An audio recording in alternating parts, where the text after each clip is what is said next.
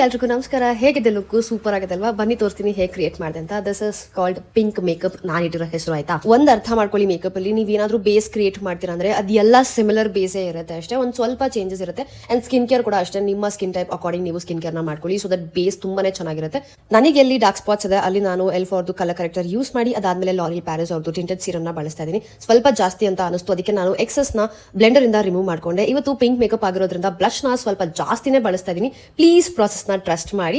Next ನನ್ನ under I ನ highlight ಮಾಡೋದಕ್ಕೆ ನಾನು ಲಾರಿಯಲ್ ಪ್ಯಾರಿಸ್ ಅವ್ರದ್ದು ಕನ್ಸೀಲರ್ ನ ಯೂಸ್ ಮಾಡ್ತಾ ಇದ್ದೀನಿ.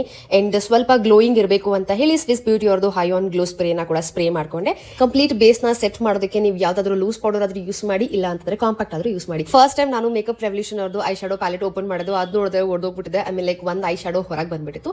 ಅದರಿಂದ ಬರೀ ಪಿಂಕ್ ಐ ಶಾಡೋ ಮಾತ್ರ ಯೂಸ್ ಮಾಡ್ತೀನಿ, because this is pink makeup look. ಅದಾದ್ಮೇಲೆ ಮಸ್ಕಾರಾ ಅಪ್ಲೈ ಮಾಡಿದೆ. ಮಸ್ಕಾರಾ ಒಂದು ನಮ್ಮ ಐ ಲುಕ್ ನ ಎಷ್ಟು ಚಂದ ಚೇಂಜ್ ಮಾಡ್ಬಿಡುತ್ತೆ ಗೊತ್ತಾ. ಇನ್ನು ಎಕ್ಸ್ಟ್ರಾ ಬ್ಲಶ್ ಅಪ್ಲೈ ಮಾಡ್ತೀನಿ ಪ್ಯಾಲೆಟ್ ಇಂದ. ಅಂಡ್ ಟೆಡಿ ಟಿಂಟ್ ಅವ್ರದ್ದು ಪಿಂಕ್ ಲಿಪ್ಸ್ಟಿಕ್. ನೀವು ತರ ಪಿಂಕ್ ಲಿಪ್ಸ್ಟಿಕ್ ಅಲ್ಲಿ ತುಂಬಾ ಅಂದ್ರೆ ತುಂಬಾ ಲೀಸ್ಟ್ ನೋಡಿರ್ತೀರಾ, ಬಟ್ ಇವತ್ತು ಪಿಂಕ್ ಲಿಪ್ಸ್ಟಿಕ್ ಅಪ್ಲೈ ಮಾಡಿದ್ದೀನಿ. ಅಂಡ್ ಗ್ಲಾಸ್ ಕೂಡ ಅಪ್ಲೈ ಮಾಡಿದ್ದೀನಿ. ಅಂಡ್ ಸೆಟ್ಟಿಂಗ್ ಸ್ಪ್ರೇ ನ ಯೂಸ್ ಮಾಡಿ ಮೇಕಪ್ ನ ಸೆಟ್ ಮಾಡಿದ್ದೀನಿ.